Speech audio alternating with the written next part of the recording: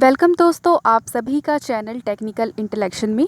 आज हम देखने वाले हैं कि आप ऐप डॉक स्कैनर में किस तरीके से पीडीएफ फाइल क्रिएट कर सकते हैं। तो चलिए शुरू करते हैं। सबसे पहले आपको ये जो ऐप है ये गूगल प्ले स्टोर से डाउनलोड करना पड़ेगा। उसके बाद आपको इसे ओपन करना पड़ेगा। तो चलिए ओपन करते हैं और एक पीडीएफ फाइल क्रिएट करते हैं। आप देख सकते हैं कि डॉक स्कैनर का जो इंटरफेस है वो कुछ इस तरीके से है। ये जो आपको नीचे की तरफ कैमरा दिख रहा है, ये जो बटन है ये स्कैन करने के लिए दिया गया है। इसके बाद अगर आप इस तरफ आते हैं इस ऑप्शन पर, तो यहाँ पर कुछ ऑप्शंस दिए हुए हैं जो कि हम देखते हैं, जैसे कि है सॉर्ट बाय सेलेक्ट सेटिंग्स। इसके बाद अगर हम यहाँ पर आ जाएं तो ये है इंपोर्ट के लिए। मतलब कि अगर आपके पास ऑलरेडी कोई पिक्चर है और आप उससे पीडीएफ फाइल क्रिएट करना चाहते हैं तो आप इजीली कर सकते हैं। तो आप दो तरीके से पीडीएफ फाइल क्रिएट कर सकते हैं। एक तो आप क्या कर सकते हैं, डायरेक्टली स्कैन करके पीडीएफ फाइल क्रिएट कर सकते हैं, या फिर आप इंपोर्ट करके भी पीडीएफ फाइल क्रिएट कर सकते हैं। तो मैं आपको इंपोर्ट करके बताती हूँ। आपको सबसे पहले इंपोर्ट ऑप्शन पर जाना है। गैलरी में जाकर जहाँ भी आपने अपने डॉक्यूमेंट पेज जो कि सेव करके रखे हैं वो आपको सेलेक्ट करना है।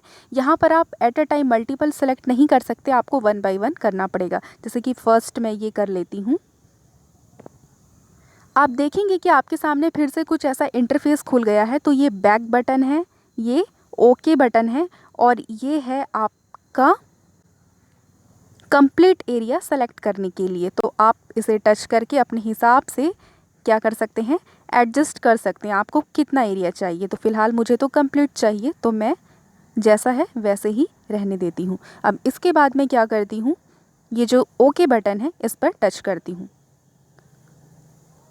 इसके बाद मैं ब्राइटनेस मोड पर आ गई हूँ। जी हाँ, आप ये देख सकते हैं ये आपका ब्राइटनेस वाला एरिया है, ये आपका बैक वाला है। अगर आपको लगता है कि आपको बैक करना है तो आप यहाँ से बैक कर सकते हैं। ये रोटेट के लिए है, यानी कि आप क्लॉकवाइज और एंटी क्लॉकवाइज यहाँ से सेलेक्ट कर सकते हैं।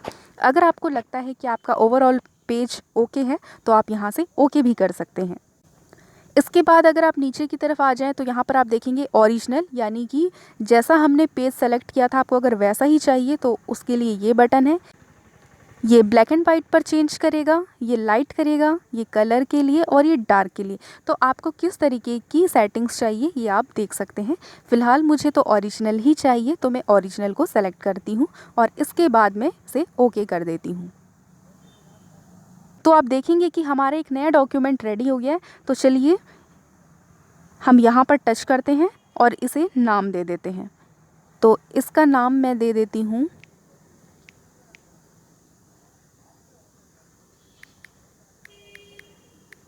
डेमो पीडीएफ, और इसके बाद मैं इसे ओके कर देती हूँ। तो आप देखेंगे कि जो नाम है अब वो चेंज हो गया है।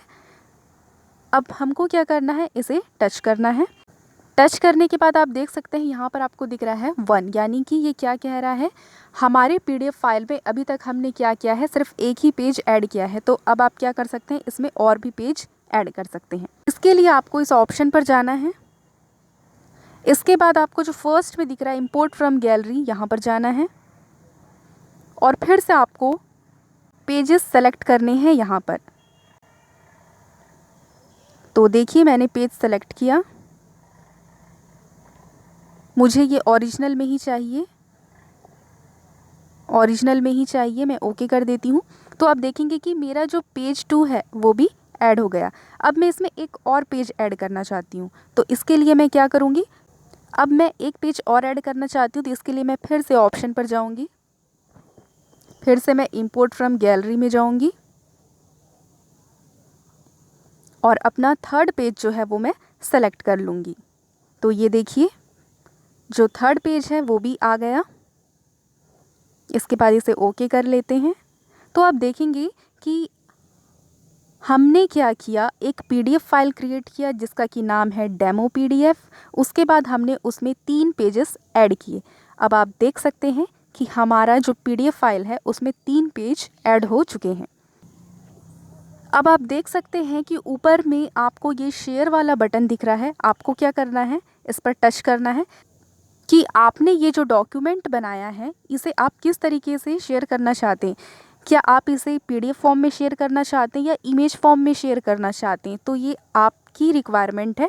अगर आप इसे शेयर एज पीडीएफ करते हैं तो ये पीडीएफ के फॉर्म में आपको जिसे भी सेंड करना है ये उसे मिल जाएगा।